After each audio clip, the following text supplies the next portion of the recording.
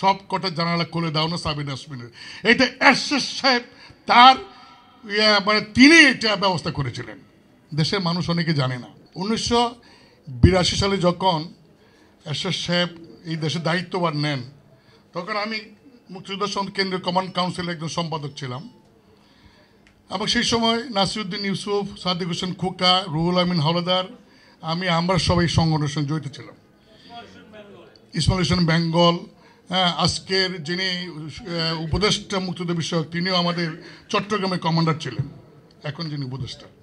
যাই হোক, একদিন বঙ্গভবনে মুক্তিযুদ্ধ সংগঠনের পক্ষ থেকে আমাদের তৎকালীন সিএমএলএ এরশাদ সাহেবকে অনুরোধ করলাম যে স্যার আপনি এমন একটা কিছু করেন যে দেশের মানুষ যেন প্রত্যেক দিন মুক্তিযুদ্ধের কথা স্মরণ করতে পারে।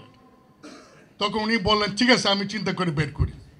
তিনি চিন্তা করে কিছুদিন পর একটা ব্যবস্থা করলেন। সেই ব্যবস্থাটা হইল, আপনি দেখবেন প্রত্যেক দিন টেলিভিশনে যখন রাত্রে 8টায় নিউজ হয়, সেই নিউজের আগে একটা গান হয়, সব কটা জানালা খুলে দাও না সাবিনা ইয়াসমিনের।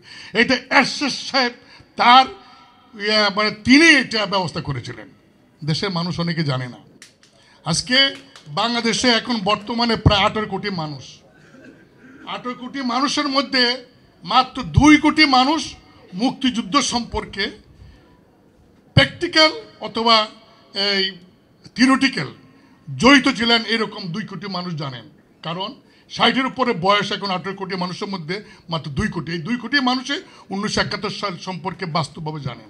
আর বাকি যারা এই 16 কোটি মানুষ তারা কিন্তু প্র্যাকটিক্যালি জানেন না, কারণ তারা দেশ স্বাধীনের পরে তাদের জন্ম। আমরা একটা জিনিস মানে খেয়াল করি, সেটা হলো এই যে ছাত্র আন্দোলন করলো বৈষম্য বিরোধী। আমাদের চেয়ারম্যান প্রায় একটা কথা বলেন যে 1971 সালে যুদ্ধ কেন হয়েছিল? বৈষম্যের কারণে। তবে তখন বৈষম্যটা ছিল জাতিগতভাবে।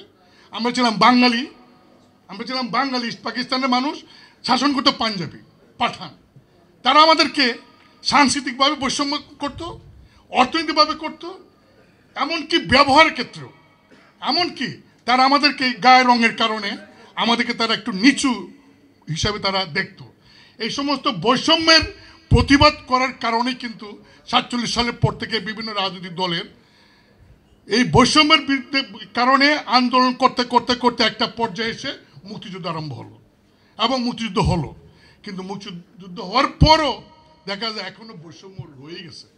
এবং মুক্তিযুদ্ধের পরপর আসলে যে দলটি ক্ষমতা ছিল তারা দেখা গেল 72 সালে এই বিহারীদের বাড়ি দখল অথবা মিল ফ্যাক্টরি দখল, নানান ব্যবসাপাতি, এই সমস্ত দিকে তারা মানে এই সমস্ত সঙ্গে জড়িত হয়ে মুক্তিযুদ্ধের যে আদর্শটা বৈষম্য বিরুদ্ধে একটা সমাজ ব্যবস্থা কায়েম করা, এটা কিন্তু ছিল না। হ্যাঁ, আমরা একটা স্বাধীন দেশ পেয়েছি, সেই স্বাধীন দেশে একটা পতাকা পেয়েছি, একটা ভূখণ্ড পেয়েছি, প্রশাসন পেয়েছি, কিন্তু মুক্তি পাই নাই।